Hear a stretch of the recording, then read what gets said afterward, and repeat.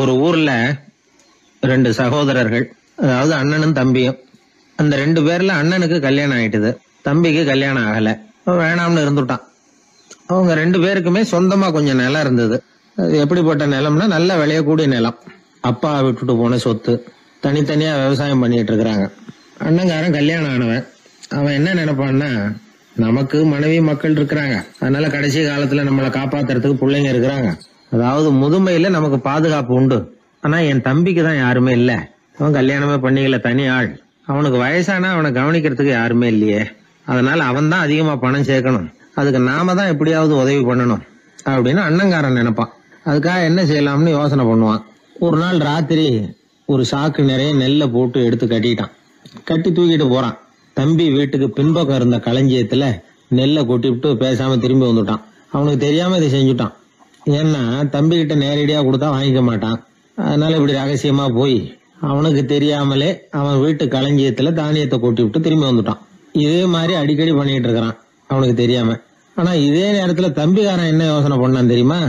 நாம தனி ஆளு, ஆனா அண்ணன் குடும்பம் பெருசு, அதனால எனக்கு அதிகமா எதுவும் தேவையில்லை, அண்ணனுக்கு தான் தேவை அதிகம். குடும்பத்துல உள்ளவங்களை எல்லாம் காப்பாத்தணும், அவருக்கு தான் நாம ஏதாவது உதவி பண்ணணும்னு நினைச்சான். இவனும் அதே மாதிரி யோசனை பண்ணான். நேர்ல கொடுத்தா அவர் எதுவும் வாங்கிக்க மாட்டார், அதனால எப்படியாவது வேற வழியில தான் நாம அவருக்கு உதவி செய்யணும்னு யோசனை பண்ணான். அதனால இவனும் ராத்திரியோட ராத்திரியா ஒரு சாக்கு நிறைய தானியத்தை கொட்டி கட்டி எடுத்துக்கிட்டான். அண்ணனோட களஞ்சியத்துல கொட்டி விட்டு கம்முன்னு திரும்பி வந்துட்டான். இதே மாதிரி இவனும் அடிக்கடி செஞ்சுக்கிட்டு இருந்தான். அதாவது அண்ணன் நல்லா இருக்கணுமேன்னு நினைச்சு தம்பிக்காரன் கொண்டாந்து தானியத்தை கொட்டுறான், தம்பி நல்லா இருக்கணுமேன்னு நினைச்சு அண்ணங்காரன் கொண்டாந்து தானியத்தை கொட்டுறான். இது ஒருத்தருக்கு ஒருத்தர் தெரியாம தொடர்ந்து நடந்துகிட்டு இருக்குது. ஒரு நாள் என்னாச்சு தெரியுமா? நடு ராத்திரி அண்ணங்காரன் எழுந்திரிச்சான். வழக்கம் போல நெல்லு மூட்டையை தூக்கிட்டு தம்பி வீட்டுக்கு போறான். அதே நேரம் தம்பியும் எழுந்திரிச்சான். நெல்லு மூட்டையை தூக்கிட்டு அண்ணன் வீட்டுக்கு போறான். ரெண்டு தெருவும் சந்திக்கிற ஒரு இடத்துல ரெண்டு பேரும் மோதிக்கிட்டாங்க. அதுக்கப்புறம் தான் நிமிந்து பாக்குறாங்க யாருன்னு. அடடே தம்பி நீயா அண்ணா அவன், ஆமா அண்ணே நீங்களா அண்ணா இவன். ரொம்ப காலமா ரகசியமா நடந்துகிட்டு இருந்தது என்னங்கிற விஷயம் அப்பதான் அந்த இடத்துல ரெண்டு பேருக்குமே புரிஞ்சுது. இது நடந்து ரொம்ப காலம் கழிச்சு அந்த ஊர்ல கோயில் கட்டுறதுக்கு ஒரு இடம் தேடினாங்களாம். ஒரு புனிதமான இடம் தேவை, நம்ம ஊர்ல அப்படிப்பட்ட இடம் எதுன்னு எல்லாரும் யோசனை பண்ணாங்களாம். எல்லாரும் ஒரு மனதா முடிவு பண்ண இடம் எது தெரியுமா? அந்த அண்ணனும் தம்பியும் நடு ராத்திரியில சந்திச்சுக்கிட்ட அந்த இடம் தான். அதுதான் புனிதமான இடம் அப்படின்னு முடிவு பண்ணாங்க. அந்த இடத்துலதான் கோயிலையும் கட்டினாங்களாம். கடவுளை வணங்குகிறவர் வணங்காதவர் அப்படிங்கிற அடிப்படையில சமயத்தை கண்டறிவதில்லை, அன்பு செலுத்துகிறவர் செலுத்தாதவர் அப்படிங்கிற ரெண்டு வகையினரில் தான் சமயம் கண்டறியப்படுகிறது அப்படிங்கிறது பெரியவர்கள் கருத்து. இந்த காலத்துல எல்லாம் சகோதர பாசம் இப்படியா இருக்குது. ஒருத்தன் சொன்னான், எங்க வீட்டுல பங்கு பிரிச்சு போ, எனக்கு எதுவுமே வேணாம், எல்லாத்தையும் எங்க அண்ணங்கிட்டே கொடுத்துருங்கன்னு சொல்லிவிட்டேன் அப்படின்னா ரொம்ப பெருமையா. பரவாயில்லையே, உங்க அப்பா விட்டுட்டு போனது எவ்வளவு இருக்கும்னு. அது என்ன சுமாரா ஒரு 50,000 இருக்கும்னா. என்ன சொத்தான்னு கேட்டேன். இல்லைங்க கடன் அப்படின்னா. அதனாலதான் கடன் இருக்குங்கிறதுனாலதான் அண்ணங்கிட்டே கொடுத்துருங்க அப்படின்னு தாராளமா சொல்லிவிட்டு வந்திருக்கிறான். இப்படி இருக்குது சகோதர பாசம். ஆனா பாசம்ங்கிறது ரொம்ப உயர்வானது. அது அண்ணன் தம்பிகள் எப்படி இருக்கணும் அப்படிங்கறதுக்கு அந்த அபூர்வ சகோதரர்கள் ஒரு உதாரணம். குடும்பத்துல மற்றவர்கள்ட்ட நேசத்தோடையும் பாசத்தோடையும் பழகினாதான் வாழ்க்கை இனிமையா அமையும். கல்யாணத்துக்கு போயிருந்தியா, எப்படி இருந்ததுன்னு கேட்டார் ஒருத்தர். எப்படி இருந்தது? சாப்பாடு சரியில்லை, சாம்பார்ல உப்பு பத்தல, இப்படி அடுக்கிக்கிட்டே போனார் அடுத்தவர். இது ஒரு மனித சுபாவம். எப்பவுமே எதிர்மறையான செய்திகளை பேசுறதுலதான் மனிதனுக்கு ஆர்வம் அதிகம்.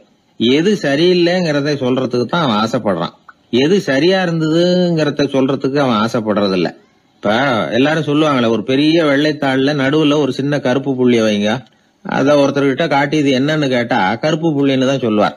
ஒரு சின்ன கருப்பு புள்ளியத்தான் அவர் கவனிக்கிறார், அந்த புள்ளிய சுற்றி இருக்கிற விசாலமான வெள்ளை பகுதியை அவர் கவனிக்கிறது இல்ல. இது மனித இயல்பு. ஒரு கண்ணாடி முன்னாடி போய் நிக்கிறோம், முகத்தை பாக்குறோம், கொஞ்சம் யோசனை பண்ணி பாருங்க. முகத்துல நமக்கு பிடிக்காத பகுதியை தான் முதல்ல கவனிப்போம். கன்னத்துல ஒரு பரு இருந்ததுன்னா அதுதான் முதல்ல நம்ம கண்ணுல படும். கருப்பா ஒரு மச்சம் இருந்தா அதைத்தான் நாம முதல்ல கவனிக்கிறோம். ஒரு சின்ன காயம் இருந்ததுன்னா ரொம்ப கவனிச்சு கூர்ந்து பாக்குறோம். அதை சுற்றி இருக்கிற அழகான பகுதிகள் எல்லாம் அதுக்கு அப்புறம் தான். அவ்வளவு தூரத்துக்கு ஏன் காலையில ஒரு செய்தித்தாளை கையில எடுத்து புரட்டுறீங்க, எதிர்மறையான செய்திகளை தான் முதல்ல பாக்குறோம், ஆக்கப்பூர்வமான செய்திகள்லாம் அதுக்கப்புறம் தான். எதிர்மறையான செய்திகள் தான் பத்திரிகைகளின் விற்பனையை உயர்த்துது. இப்ப ஒரு கும்பல்ல கலவரம், பத்திரிகையில செய்தி எப்படி வருது? கலவரத்துல 10 பேர் உயிரிழந்தார்கள் அப்படின்னு தான் வரும். அந்த கலவரத்துல 918 பேர் உயிரோடு திரும்பி போனார்கள் அப்படின்னு போடுறது இல்ல. எத்தனை பேர் இறந்து போனாங்க அப்படிங்கிறது தான் பத்திரிகைக்கு முக்கியம். ஏன்னா மனித மனம் அதை தான் கவனிக்குது. பாதகமான செய்திகளே பத்திரிகைகள்ல அதிகமா வருது, எதிர்மறையான செய்திகளுக்கு தான் அதிக முக்கியத்துவம் கொடுக்கப்படுது.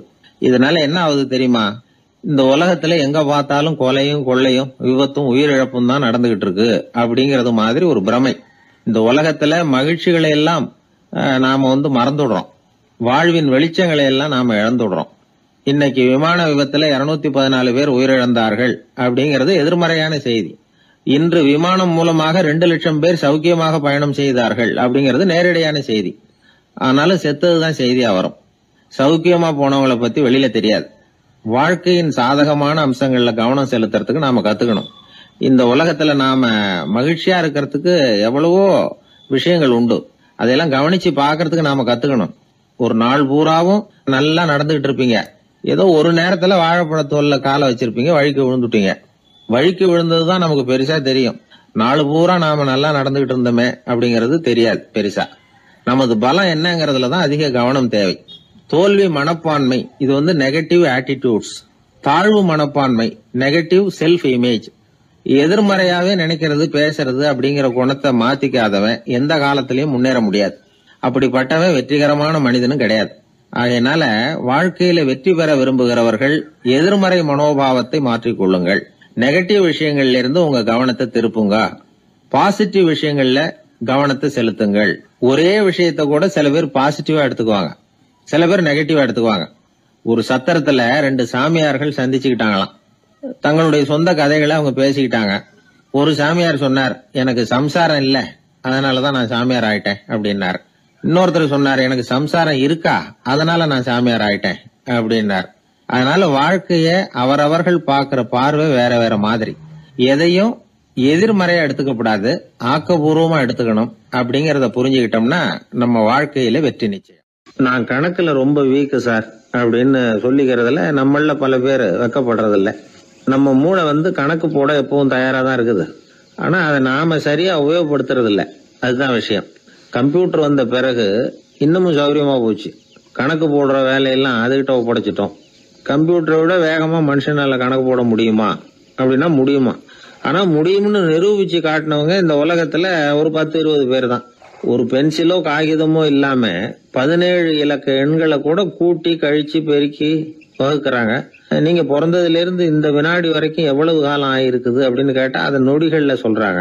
ஒரு புத்தகத்தை கொடுத்து படிக்க சொல்லி அதுல மொத்தம் எத்தனை எழுத்து இருக்குது அப்படின்னு கேட்டா கரெக்டா சொல்லி விடுறாங்க. இப்படிப்பட்ட திறமைசாலிகள் இந்த உலகத்துல இருக்கத்தான் செய்யறாங்க. அது சரி, அவங்களால மட்டும் அது எப்படி முடியுது? இதுக்கு சரியான விளக்கத்தை இதுவரைக்கும் யாரும் சொல்லல. இந்த கணக்கு புலிகள், கணித மேதைகள் எப்படி அவ்வளவு பெரிய கணக்கெல்லாம் போடுறாங்கன்னு கேட்டா அதுக்கு யாராலையும் சரியான விளக்கம் கொடுக்க முடியல. ஆனா அவங்க எல்லாம் கொஞ்சம் கூட அலட்டிக்காம கணக்கு போட்டு சொல்லி விடுறாங்க. இவ்வளவுக்கும் அவங்க கணக்கு கல்வியை முறையா கத்துக்கிட்டவங்களா அப்படின்னு கேட்டா அதுவும் கிடையாது. சோவியத் ஆய்வாளர் ஒருத்தர் முதல் தடவையா இது சம்பந்தமா ஆச்சரியமான ஒரு முடிவை சொல்லி இருக்கிறார். அவர் என்ன சொல்றாருன்னா, கம்ப்யூட்டர்களையே தோக்கடிக்கக்கூடிய வேகத்துல கணக்கு போடுகிற திறமையுள்ள மூளை இயற்கையிலேயே சில பேருக்கு மட்டும்தான் இருக்குங்கிறது சரியில்லை. இந்த உலகத்துல பிறந்த எல்லாருடைய மூளைக்குள்ளேயும் ஒரு கம்ப்யூட்டர் மூளை இருக்குது அப்படிங்கிறார் அவர். நம்ம கிட்ட இருக்கிற சாதாரண மூளைக்கு அபாரமான திறமை இருக்குதான். இப்போ உதாரணத்துக்கு ஒரு மாமரத்துல உச்சி கிளையில ஒரு நல்ல மாங்காயை பாக்குறோம். ஒரு கல்லை எடுத்து குறி பார்த்து வீசுறோம். ஒரு தடவை இல்லைன்னா கூட இன்னொரு தடவை கரெக்டா பார்த்து அடிச்சு விடுறோம். மாங்காய் கைக்கு வந்துடுது. இது சாதாரணமா எல்லாரும் செய்யக்கூடிய ஒரு காரியம். இதுல கவனிக்க வேண்டியது என்னன்னா, கண் அமைக்கிற நேரத்துக்குள்ள மனுஷ மூளை அந்த கல்லோட எடை, மாங்காய் இருக்கக்கூடிய உயரம், தூரம், எரிய வேண்டிய விசையின் அளவு, வேகம் எல்லாத்தையும் கணக்கு போட்டு சொல்லி விடுது. அதுக்கப்புறம் தான் கல்லை வீசுறோம். நம்ம அறியாமலேயே நமக்குள்ள நடக்கிற ஒரு அதிசயம் இது. மனுஷன் படைச்ச கம்ப்யூட்டரால இவ்வளவு சிக்கல் நிறைந்த விஷயத்த இவ்வளவு சீக்கிரத்துல கணக்கு போட முடியாதான். அதனாலதான் மனித மூளைக்குள்ள ஒரு கம்ப்யூட்டர் மூளை, அதாவது கணக்கு போடுகிற மூளை இருக்குது, அது இயங்குது அப்படிங்கறத அதுல இருந்து புரிஞ்சுக்க முடியும்னு சொல்றாங்க. இத உயிர் கம்ப்யூட்டர் அப்படின்னு சொல்லலாமா, பயோ கம்ப்யூட்டர். இயற்கை என்ன பண்ணி இருக்குதுன்னா, இந்த உயிர் கம்ப்யூட்டர் விசைய அணைச்சு விட்டு உணர்வு மூளையின் செயல்பாட்டை திறந்து விட்டுருக்கு. அதனால உணர்வு மூளையை உபயோகிக்கிற மனுஷன் தன்னுடைய இயற்கை திறமையை மறந்துட்டு தானே வளர்த்துக்கிட்ட திறமையின் மூலமா சிந்திக்க ஆரம்பிச்சான். இந்த இயற்கையின் உயிர் கம்ப்யூட்டர் விசை அணைக்கப்படாம சில பேருக்கு இருந்துருது. அவங்கதான் கணித மேதைகள். அவங்களுக்கெல்லாம் உயிர் கம்ப்யூட்டருக்கும் உணர்வு மூளைக்கும் தொடர்பு ஏற்பட்டிருக்கு. இப்ப இந்த தொடர்பை எல்லாருக்கும் ஏற்படுத்துறதுக்கு ஒரு வழியை கண்டுபிடிச்சிட்டோம்னு வைங்க, அதுக்கப்புறம் நாம எல்லாருமே கணித மேதைகள் தான், கணக்கு புலிகள் தான். அது வரைக்கும் நாம இப்படியே இருந்துட வேண்டியதுதான். நம்மால் ஒருத்தன் மாங்காய் அடிச்ச கதை தெரியுமா உங்களுக்கு? ஒரு மரத்து உச்சியில ஒரு மாங்காயை பார்த்தான். உடனே அவனுடைய மூளை கல்லோட எடை, மாங்காய் இருக்கிற உயரம், எரிய வேண்டிய வேகம் எல்லாத்தையும் ஒரு நொடியில கணக்கு போட்டு சொல்லிவிட்டுது. அடிச்சான், மாங்காய் விழுந்துட்டுது. இருந்தாலும் அவன் தன்னுடைய மூளையை நொந்துக்கிட்டான். மோசமான மூளைன்னா ஏண்டான்னு கேட்டோம். என்னுடைய மூளை எல்லாத்தையும் சரியா கணக்கு போட்டு சொல்லிவிட்டுது, இருந்தாலும் ஒரு விஷயத்த என்கிட்ட சொல்லாம விட்டுட்டுது அப்படின்னா. என்னத்தேன்னு கேட்டோம். அந்த தோட்டத்துக்கு சொந்தக்காரன் என் பின்னாடி 10 அடி தூரத்துலதான் நின்றுகிட்டு இருக்கிறாங்கிறத எனக்கு கணக்கு போட்டு அது சொல்லாம விட்டுட்டுது அப்படின்னா. முதுவை தடவிக்கிட்டேன். ஒருத்தர் முகத்தை உம்முன்னு வச்சுக்கிட்டு வந்துகிட்டு இருந்தார். ஏன்னு கேட்டாங்க. யாரு என்ன பார்த்தாலும் உடனே முகத்தை திருப்பிட்டு போடுறாங்க சார் அப்படின்னார். உங்ககிட்ட பிரியமா பேசுற நண்பர்களே கிடையாதா அப்படின்னு கேட்டாங்க. அப்படி யாரும் இல்லையே அப்படின்னாராம்.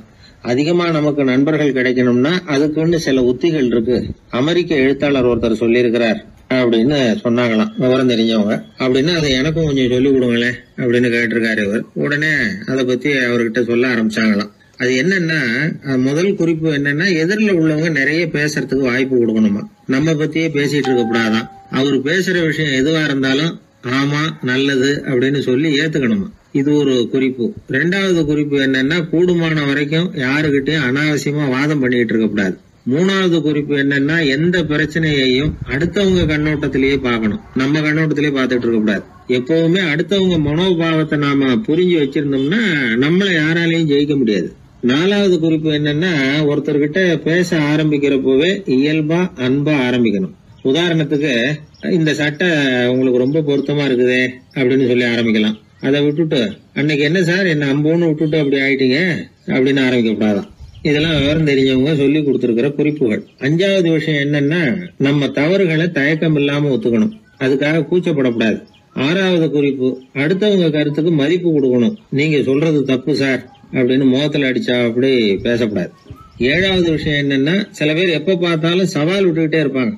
அனாவசியமான சவால் சில பேரால தவிர்க்க முடியாது, அப்படி விடக்கூடாதான். 8வது கருத்து, நம்ம கருத்து என்னவோ அதை எதிராளியின் வாயிலிருந்து வரவழைக்கணும். அப்படி வரவழைக்கிறதுக்கு முயற்சி பண்ணணும். இது ஒரு முக்கியமான கருத்து. அப்புறம் 9வது குறிப்பு என்னன்னா, நம்ம யோசனைய புதிய முறையில சொல்லி பார்க்கலாம். அடுத்தவங்க சொல்ற யோசனையை ஏத்துக்கணும். அந்த யோசனை மகா மோசமா இருந்தா கூட அதை ஏத்துக்கிற மாதிரி நடிக்கலாமா, அது கூட தப்பு இல்லைங்கிறாங்க. 10வது குறிப்பு ரொம்ப முக்கியமானது. அதாவது அனாவசியமா பொய் சொல்லக்கூடாது. அப்படி எப்பவாவது பொய் சொல்ல வேண்டிய அவசியம் வந்துட்டுதுன்னு வைங்க, பெரிய பொய்யா சொல்லி பண்ணுமா, அதை நம்பும்படியா சொல்லணுமா. சில சமயம் தேவைப்பட்டா பொய்ய உண்மையா கூட மாத்திக்கலாமா. அது எப்படி பொய்ய உண்மையா மாத்திக்கிறது அப்படின்னா, இப்ப எனக்கு கார் ஓட்ட தெரியும்னு நண்பர்கள் கிட்ட பொய் சொல்லியாச்சு. நண்பர்கள் நிஜமாவே ஒரு காரை கொடுத்து ஓட்டுன்னு சொல்றதுக்கு முன்னாடி ஏதாவது ஒரு டிரைவிங் ஸ்கூல்ல சேர்ந்து கார் ஓட்டுறதுக்கே கத்துக்கிறது. இது ஒரு உதாரணம். இது மாதிரி பொய்ய உண்மையாக்கக்கூடிய சில உத்திகள் உண்டு. அதனால சில பிரச்சனைகளை தீர்த்திட முடியுமா. அப்புறம் 11வது குறிப்பு என்னன்னா, உயர்ந்த நோக்கங்களை மட்டும் வெளியில பேசணும். உள் மனசு எவ்வளவு ஒட்டடை படிஞ்சு கிடந்தாலும் பரவாயில்ல, அதை பத்தி பேச வேண்டியதில்லை. 12வது குறிப்பு சொல்றாங்க, சிறந்த நல்ல நண்பர்களை தேடிதான் பெற வேண்டியிருக்கும், அவ்வளவு சுலபமா கிடைச்சிட மாட்டாங்க அப்படின்னு சொல்றாங்க. இவ்வளவு குறிப்புகளும் அமெரிக்க நிபுணர் ஒருத்தர் சொல்லி வச்சிருக்கிறார். இப்படி எல்லாம் நடந்துகிட்டா நமக்கு நல்ல நண்பர்கள் கிடைப்பாங்களாம். முயற்சி பண்ணி பார்க்கணும். இந்த காலத்துல எல்லாம் எத்தனையோ விதமான நண்பர்கள் உண்டு. ஒருத்தர் ரொம்ப கவலையோட நின்றுகிட்டு இருந்தார். கண்ணு கலங்கி இருந்தது. ஏன் இப்படி கவலையோட நின்றுகிட்டு இருக்கிறீங்க அப்படின்னு கேட்டோம். என்னுடைய நண்பன் ஒருத்தன் ஒரு நாள் கோபத்துல என்னை பார்த்து சொல்லிவிட்டான், உன்னோட 1 வருஷத்துக்கு பேச மாட்டேன் போ அப்படின்னு சபதம் போட்டுட்டான் அப்படின்னார். அதுக்காகவா இப்படி கவலைப்பட்டுக்கிட்டு கண் கலங்கி நிக்கிறீங்க அப்படின்னு கேட்டோம். இதுக்கு அவரு சொன்னார், நான் அதுக்காக கவலைப்படல சார், அந்த 1 வருஷ கெடு என்னையோட முடியுது, அதை நினைச்சுதான் கவலைப்படுறேன், கண்ணீர் விடுறேன் அப்படின்னாராம் சோகமா. ஒருத்தர் ரொம்ப கவலையோட வந்தார். ஏன் இப்படி ஒரு மாதிரியா வர்றீங்க அப்படின்னு கேட்டேன். அவர் என்ன நிமிர்ந்து பார்த்தார். என்னை பார்த்து ஒருத்தன் பைத்தியம்னு சொல்லிவிட்டான் சார், அவன் அப்படி சொன்னதுக்கு அப்புறம் தான் நான் இப்படி ஆயிட்டேன்னாரு. அதுக்காக நீங்க பெருமைப்படுங்க, வருத்தப்படாதீங்கன்னு. அவருக்கு ஒன்னும் புரியல. அவரு என்ன ஒரு மாதிரியா பார்க்க ஆரம்பிச்சுட்டார். நான் உடனே ஓஷோ சொல்லி இருக்கிற சில கருத்துக்களை அவர்கிட்ட எடுத்து சொன்னேன். இத பாருங்க, இந்த உலகத்துல பல பெரிய மேதாவிகள்லாம் சாதாரண மக்கள் கண்ணுக்கு பைத்தியமா தான் தெரிஞ்சிருக்கிறாங்க அப்படின்னு விவரத்தை சொன்னேன். ஏன்னா மத்தவங்க மாதிரி அவங்க கவலைப்படுறது இல்ல, எதுக்கும் இறுக்கம் அடையறது இல்ல, சாவை கண்டு பயப்படுறது இல்ல, அற்பமான மகிழ்ச்சிக்கு ஆசைப்படுறது இல்ல. அவங்க முழுமையா வாழறாங்க. மத்தவங்களை இது பாதிக்குது. ஏன்னா இவங்களால அவங்க மாதிரி அலட்டிக்காம இருக்க முடியறது இல்ல. அதனால வெறுக்க ஆரம்பிச்சு விடுறாங்க. அவன் கிடக்குறான் பைத்தியக்காரன் அப்படின்னு சொல்லி அவங்களுக்குள்ளேயே ஆறுதல் அடையறதுக்கு முயற்சி பண்றாங்க. இதுதான் இன்னைக்கு உலகத்துல நாம பாத்துக்கிட்டு இருக்கிறது. ஆனா ஒரு உண்மை என்ன தெரியுமா? இந்த உலகத்துல பைத்தியக்காரர்களும் புத்தி சுவாதீனம் இல்லாதவங்களும் தான் மகிழ்ச்சியாவும் கொண்டாட்டமாவும் இருக்க முடியும். அதனால நமக்கெல்லாம் புத்தி சுவாதீனத்துடன் கூடிய ஒரு பைத்தியக்காரத்தன்மை இருக்கிறது நல்லதுதான். அப்படி இருந்தாதான் வாழ்க்கையை கொண்டாட முடியும். ஒரு மனநல மருத்துவமனையில ஒருத்தர் சிகிச்சைக்காக சேர்ந்திருந்தார். சேர்ந்து 1 வருஷம் ஆச்சு. தான் குணமாயிட்டோங்கிறது அவருக்கு தெரிஞ்சு போச்சு. டாக்டர் கிட்ட விவரத்தை சொன்னார். இது மாதிரி எனக்கு மனசுல தோணுதுங்க, நான் தெளிஞ்சுட்டேன் போல இருக்கு அப்படின்னு அவர் சொல்லியிருக்கிறார். அவரும் சொன்னார், நீங்க சொல்றது சரியாதான் இருக்கும், இருந்தாலும் உங்களை இங்கேயே வச்சிருந்து சில சோதனைகள்லாம் பண்ணி பார்த்துட்டு அதுக்கப்புறம் வீட்டுக்கு அனுப்புறோம் அப்படின்னார். சரிங்கன்னார் அவரு. அதே மாதிரி அவரை மேற்கொண்டு கொஞ்ச நாள் தங்க வச்சு சோதனைகள்லாம் பண்ணி பார்த்துட்டு இவர் சொல்றது உண்மைதான்னு தெரிஞ்சது. இவர் புத்தி சுவாதீனம் சரியா இருந்தது, இவர் நல்ல நிலைமைக்கு வந்துட்டாருங்கிறது டாக்டருக்கு புரிஞ்சது. அதுக்கப்புறம் சரி, நீங்க சொன்னது சரி, இனிமே நீங்க வீட்டுக்கு போகலாம் அப்படின்னு சொல்லி அனுப்பி வச்சார். இவர் வீட்டுக்கு வந்துட்டார். அதுக்கப்புறம் இவர் தன்னுடைய அனுபவங்களை சொன்னாராம். எப்படி இருந்தது மருத்துவமனை வாழ்க்கை அப்படின்னு கேட்டிருக்கிறாங்க நண்பர்கள்லாம். அப்போ இவர் சொன்னாராம், இத பாருங்க, நான் 1 வருஷம் பைத்தியங்களோட பைத்தியமா வாழ்ந்தேன். அதுல கொஞ்சம் கூட எனக்கு சிரமம் தெரியல. அந்த 1 வருஷமும் 1 வினாடியா போனது மாதிரி இருக்குது. ஆனா நான் புத்தி தெளிஞ்சதுக்கு அப்புறம் 1 வாரம் அவங்களோட இருந்தேன் பாருங்க, அந்த 1 வாரம் தான் எனக்கு 1 யுகமா தெரிஞ்சது. அவ்வளவு கஷ்டப்பட்டேன் அப்படின்னாராம். அதனால ஒரு கூட்டத்திலிருந்து வேறுபட்டு வாழறதுங்கிறது கொஞ்சம் சிரமம் தான். பைத்தியங்களுக்கு மத்தியில பைத்தியமா இருந்துடலாம், பைத்தியங்களுக்கு மத்தியில புத்தி சுவாதீனம் உள்ளவனா இருக்கிறதுக்கு ரொம்ப சாமர்த்தியம் தேவைப்படுது. அதனாலதான் இந்த உலகத்துல நாம வாழும் பொழுது மற்றவர்களை அனுசரிச்சு வாழணும். பைத்தியங்களுக்கு மத்தியில பைத்தியமா இருந்தாதான் சுகம் அப்படிங்கிறது தான் இவங்க சொல்ல வர்ற உண்மை. ஹிட்லர் ஒரு சமயம் ஒரு பைத்தியக்கார ஆஸ்பத்திரிக்கு போனாராம் பார்வையிடறதுக்காக. மன நோயாளிகளை எல்லாம் வரிசையா நிறுத்தி வச்சிருந்திருக்கிறாங்க. அவர் வந்த உடனே எல்லாரும் ஹிட்லர் வாழ்கன்னு கத்தணும் அப்படின்னு அங்க உள்ள டாக்டர் சொல்லி வச்சிருக்கிறார். ஏற்கனவே சொல்லி வச்சிருக்காரு, ஹிட்லர் வரப்போறார், வந்தது எல்லாரும் ஹிட்லர் வாழ்கன்னு நீங்க சொல்லணும், கத்தணும்னு சொல்லி வச்சிருக்காரு. சரின்ட்டு நிக்கிறாங்க. ஹிட்லர் வந்தார். சொல்லி வச்சது மாதிரி எல்லாரும் கத்துனாங்க, ஹிட்லர் வாழ்கன்னு. ஒருத்தர் மட்டும் கத்தாம அமைதியா நின்னுகிட்டு இருந்தார். ஹிட்லர் அவர்கிட்ட போய், ஏன் நீங்க மட்டும் ஹிட்லர் வாழ்கன்னு சொல்லாம நிக்கிறீங்கன்னார். அதுக்கு அவர் மெதுவா, நான் பைத்தியக்காரன் இல்ல, டாக்டர் அப்படின்னாராம். அதனால பைத்தியங்களோடு பைத்தியமா வாழறதுங்கிறது ஒரு சுகம். இந்த உலகத்துல ஏற்கனவே நான் சொன்னது மாதிரி பைத்தியக்காரர்களும் புத்தி சுவாதீனம் இல்லாதவங்களும் தான் மகிழ்ச்சியாகவும் கொண்டாட்டமாகவும் இருக்க முடியும்.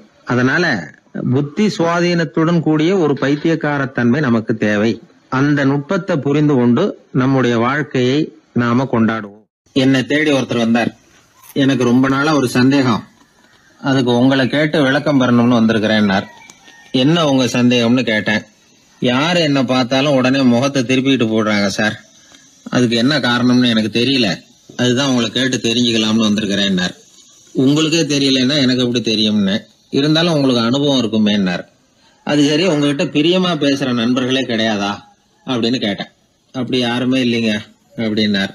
அப்படின்னா உங்ககிட்ட தான் ஏதோ குறை இருக்கு, உங்க பழக்க வழக்கத்தை கொஞ்சம் மாத்திக்கிட்டா எல்லாம் சரியா போடும் அப்படின்னு. என்ன செய்ய சொல்றீங்கன்னார். உங்களுக்கு நிறைய நண்பர்கள் தேவைன்னு. கிடைக்க மாட்டேங்கிறாங்களேன்னார். அதுக்கு சில வழிகள் இருக்குன்னு. அப்படியானார். அதிகமா நமக்கு நண்பர்கள் கிடைக்கணும்னா அதுக்குன்னு சில உத்திகள் இருக்கிறதாக அமெரிக்க எழுத்தாளர் ஒருத்தர் சொல்லியிருக்கிறார். சரி, அப்படி அவர் என்னதான் சொல்லியிருக்கிறார் அப்படின்னா வரிசையா சொல்றேன் கேட்டுங்க அப்படின்னு சொல்லி அவர்கிட்ட சொல்ல ஆரம்பிச்சேன். அதாவது முதல்ல நாம தெரிஞ்சுக்க வேண்டியது என்னன்னா, எப்ப பார்த்தாலும் நம்மளை பத்தியே பேசிட்டு இருக்க கூடாது. நமக்கு எதிரில் உட்கார்ந்து இருக்கிறவங்க நிறைய பேசுறதுக்கு வாய்ப்பு கொடுக்கணும். அவர் பேசுற விஷயம் எதுவா இருந்தாலும் எப்படி இருந்தாலும் ஆமா நல்லது அப்படின்னு சொல்லி ஏத்துக்கணும். இது முதல் கருத்து. 2வது என்ன சொல்றாங்கன்னா, கூடுமான வரைக்கும் யாருகிட்டையும் அனாவசியமா வாதம் பண்ணிட்டு இருக்க கூடாது. 3வது கருத்து என்னன்னா, எந்த பிரச்சனையையும் அடுத்தவங்க கண்ணோட்டத்திலேயே பார்க்கணும், நம்ம பார்வையிலேயே பார்த்துட்டு இருக்க கூடாது.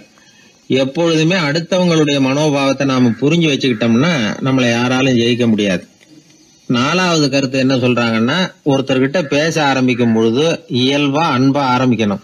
இப்ப உதாரணத்துக்கு ஒண்ணு சொல்லணும்னா, உங்களுக்கு இந்த சட்டை ரொம்ப பொருத்தமா இருக்குதே அப்படின்னு ஆரம்பிக்கலாம்.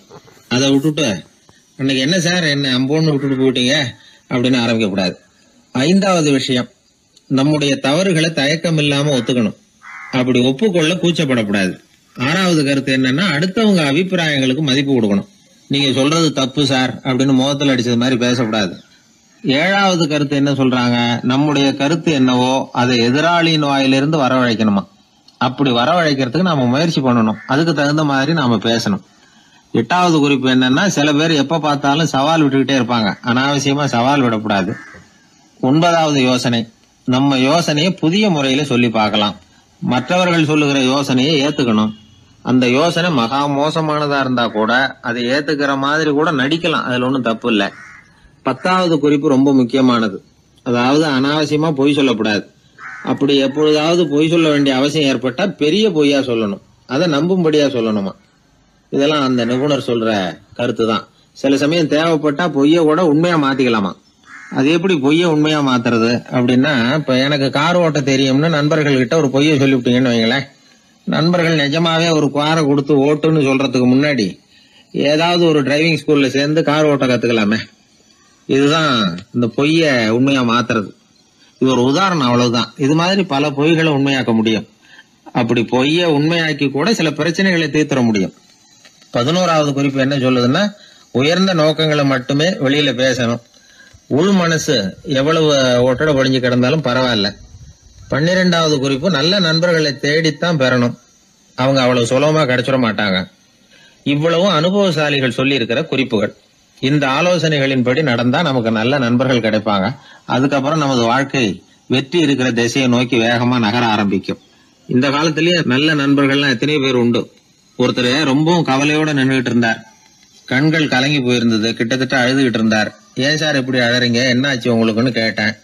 ஒரு மெதுவா கண்ணை தொடச்சிக்கிட்டு, என்னுடைய நண்பன் ஒருத்தன் ஒரு நாள் கோவத்துல என்ன பார்த்து உன்னோட 1 வருஷத்துக்கு பேச மாட்டேன் போன்னு சொல்லிவிட்டான், சபதம் போட்டுட்டான் அப்படின்னாரு. அதுக்காக இப்படி கவலைப்படுறீங்கன்னு கேட்டேன். அவரு சொன்னார், நான் அதுக்காக கவலைப்படல சார், அந்த 1 வருஷ கேடு என்னோட முடியுது, நான் அதை நினைச்சு எழுதிட்டு இருக்கிறேன் அப்படின்னா. இப்படிப்பட்ட நண்பர்களும் உண்டு. அதனால நல்ல நண்பர்களா பார்த்து நமக்கு சேர்த்துக்கிட்டோம்னா நம்ம வாழ்க்கையில எந்த முயற்சி எடுத்தாலும் அதுல சுலபமா வெற்றி கிடைக்கும். 11ஆம் நூற்றாண்டுல ஒரு புகழ்பெற்ற இறைநேச செல்வர் வாழ்ந்து வந்தார். அவர் பேரு அப்துல்லா ஹிஸ் சௌமை. இப்போ சோவியத் ரஷ்யாவில் உள்ள ஜீலான்கிற நகரத்தோட புறநகர் பகுதியில நீப்புன்னு ஒரு ஊர், அங்கதான் அவர் இருந்தார்.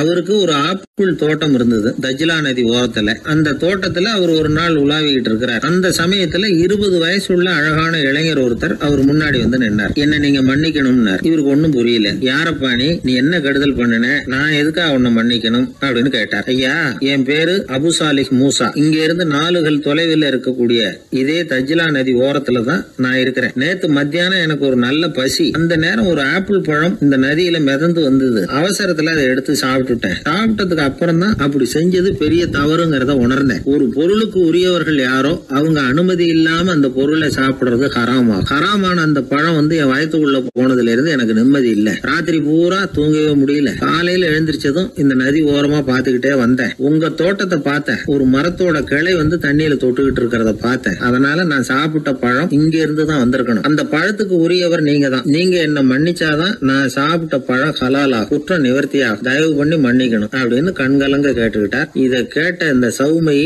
ஆச்சரியத்தோட அந்த இளைஞரை கூர்ந்து கவனிச்சார். இந்த அளவுக்கு நேர்மையான ஒரு நல்ல மனுஷனை விட்டுறக்கூடாது அப்படின்னு மனசுக்குள்ள முடிவு பண்ணிட்டார். நிமிர்ந்து அந்த இளைஞரை பார்த்தார். இதுக்கு நீ வந்து தண்டனையை ஏத்துக்கத்தான் வேணும்னார். எதுவா இருந்தாலும் ஏத்துக்கிறதுக்கு தயாரினார் அவர். இதுக்கு தண்டனையா 12 வருஷ காலம் நீ இங்க பணிவிடைகள் செய்யணும்னார். பணிவிடை செய்யறது என்னுடைய பாக்கியமா நினைக்கிறேன் அப்படின்னு சொல்லிவிட்டு மகிழ்ச்சியோட அந்த தண்டனையை ஏத்துக்கிட்டார். 12 வருஷம் முடிஞ்சது. அந்த 12 வருஷ காலத்துல அந்த இளைஞரோட வயசும் தகுதியும் வளர்ந்தது. கடைசியில அந்த பெரியவர் அந்த இளைஞரை கூப்பிட்டார். இத பாருப்பா, இன்னையோட உன் பணிவிடை காலம் 12 வருஷம் முடிஞ்சது. ஆனா தண்டனை இதோட முடிஞ்சுட்டதா நினைக்காத. அது இன்னமும் முடியல. கடைசியா இன்னும் ஒரு தண்டனை பாக்கி இருக்கு. அதை நீ ஏத்துக்கணும்னார். எதுவா இருந்தாலும் ஏத்துக்கிறதுக்கு சித்தமா இருக்கிறேன் இவர். எனக்கு ஒரு மகள் இருக்கிறா. அவளுக்கு 2 கண்ணும் தெரியாது, 2 காதும் கேட்காது, 2 காலும் செயல்படாது. அவளை நீ கல்யாணம் பண்ணிக்கணும் அப்படின்னார் பெரியவர். இத கொஞ்சமும் ஒரு எதிர்பார்க்கல.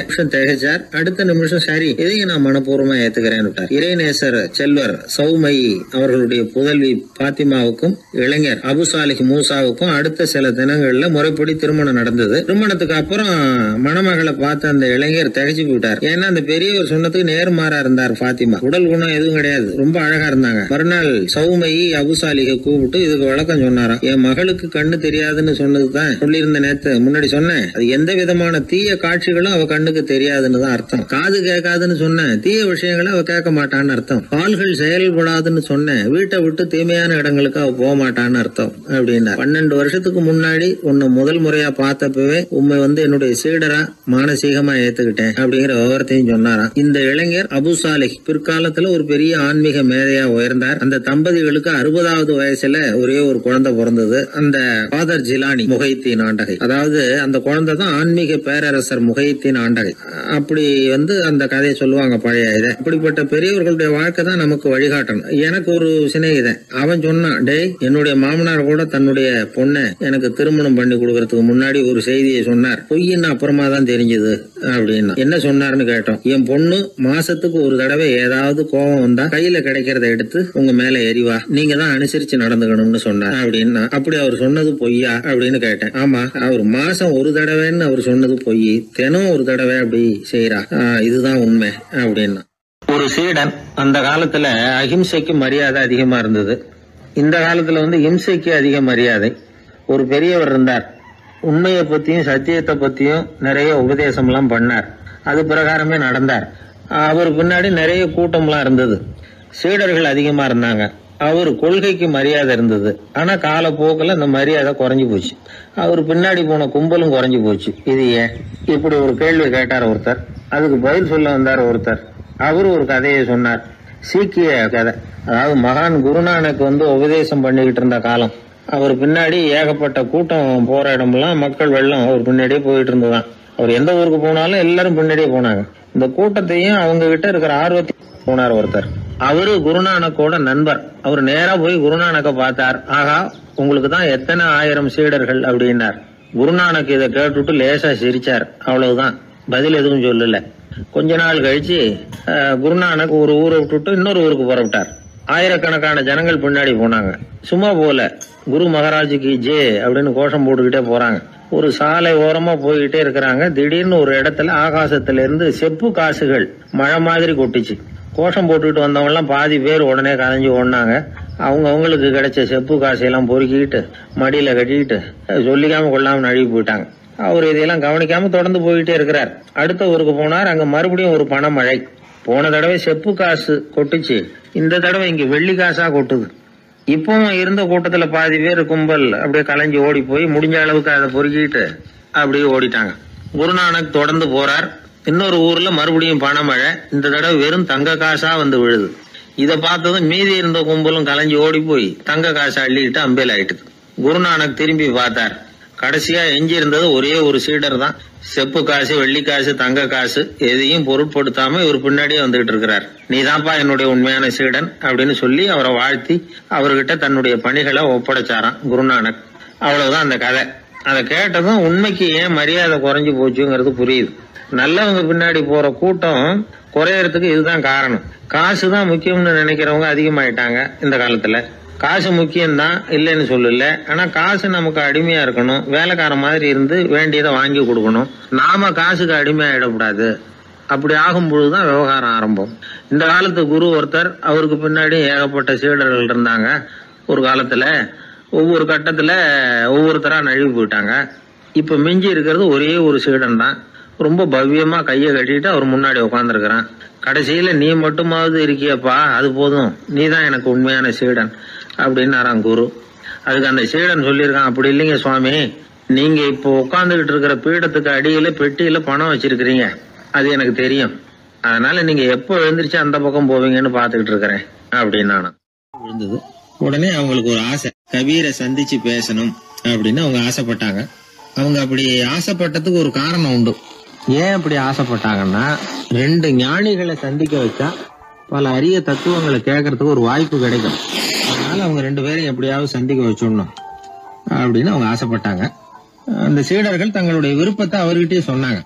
இது மாதிரி அவர் கபீர் இந்த ஊர்ல இருக்கிறதா தெரியுது, சந்திச்சா தேவையில்லைன்னு. சரி, கபீரை சந்திக்கலாம் ஆனா அவரோட பேசுறத பத்தி நான் எதையும் சொல்றதுக்கு இல்ல அப்படின்னு விட்டார் பரீத்.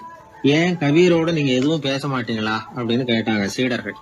அவரோட பேசுறதுக்கு எதுவும் இல்ல, ஏன்னா எனக்கு என்ன தெரியுங்கிறது அவருக்கு தெரியும், அவருக்கு என்ன தெரியுங்கிறது எனக்கு தெரியும். அப்படி இருக்கிறப்ப நாங்க 2 பேரும் பேசிக்கிறதுக்கு என்ன விஷயம் இருக்க போகுது அப்படின்னாரு அவர்.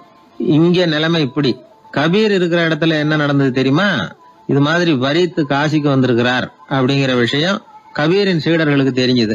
உடனே அவங்களும் நீங்க ஷேக் பரீத்தை சந்திச்சு பேசணும்னு அவர்கிட்ட கேட்க ஆரம்பிச்சாங்க.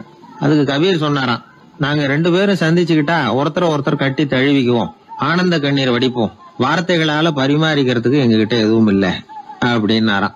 இருந்தாலும் 2 பக்கத்துல இருந்த சீடர்களும் அப்படி நினைக்கல. எப்படியும் இவங்க சந்திச்சுக்கிட்டா கொஞ்சமாவது பேசாம இருக்க முடியாது, ஏதாவது பேசிக்குவாங்க அப்படின்னு நினைச்சாங்க. அதனால தொடர்ந்து வற்புறுத்தினாங்க. கபீர் பரீத்தை தன்னுடைய ஆசிரமத்துக்கு அழைச்சார். அந்த ஊரின் எல்லைக்கே போய் அவரை அழைச்சிட்டு வந்தார். 2 பேரும் சந்திச்சாங்க. ஒருத்தர் கட்டி பிடிச்சுக்கிட்டாங்க. ஒருத்தர் கைய ஒருத்தர் பிடிச்சபடியே ரொம்ப நேரம் நின்றுட்டு இருந்தாங்க. ஆனந்த கண்ணீர் வழிஞ்சுது. கபீர் ஆசிரமத்துல 2 பேரும் மௌனமா உட்கார்ந்துருக்காங்க. ஏதாவது பேசுவாங்கன்னு சொல்லி எதிர்பார்த்துக்கிட்டே 2 பக்கமும் சீடர்கள் காத்துக்கிட்டு இருக்கிறாங்க.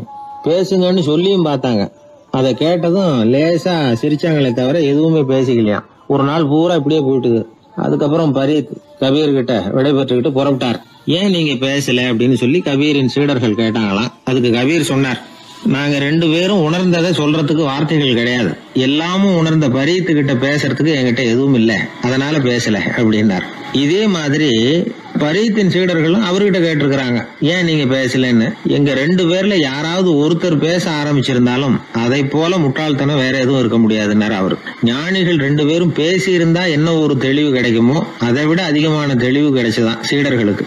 உண்மையின் வடிவமான பரம்பொருள் பேசப்பட வேண்டிய ஒன்றல்ல, அது உணரப்பட வேண்டிய ஒன்று அப்படிங்கறத அவங்க புரிஞ்சுக்கிட்டாங்களாம். ஒரு கணவனும் மனைவியும் ரொம்ப நாள் ஒருத்தர் பிரிஞ்சிருந்தாங்க.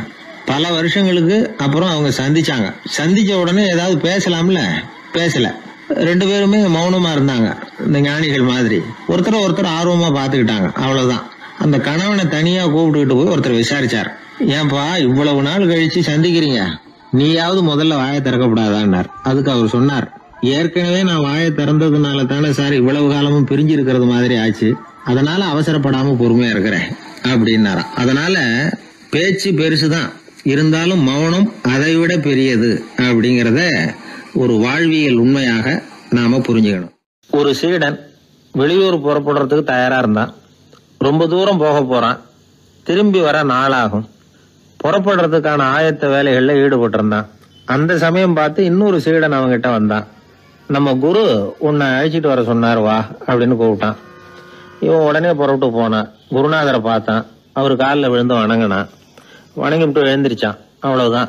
குரு ஏதாவது உபதேசம் பண்ணுவாருன்னு எதிர்பார்த்தான். ஆனா நடந்தது என்ன தெரியுமா? குரு அவனுக்கு ஓங்கி ஒரு அடி கொடுத்தார். எதிர்பாராம இந்த அடியை வாங்கினதும் அந்த சீடன் அதிர்ந்து போயிட்டான். பக்கத்துல இருந்த மற்ற சீடர்களும் திகைச்சு போய் நின்னுட்டாங்க. அடி வாங்கின சீடனுக்கு மனசுக்குள்ள குழப்பம். நாம என்ன தப்பு பண்ணணும், புறப்படுற நேரத்துல இப்படி குரு கிட்ட அடி வாங்குற மாதிரி ஆயிட்டுதே அப்படின்னு நினைச்சு மனசுக்குள்ள ரொம்ப வேதனைப்பட்டான்.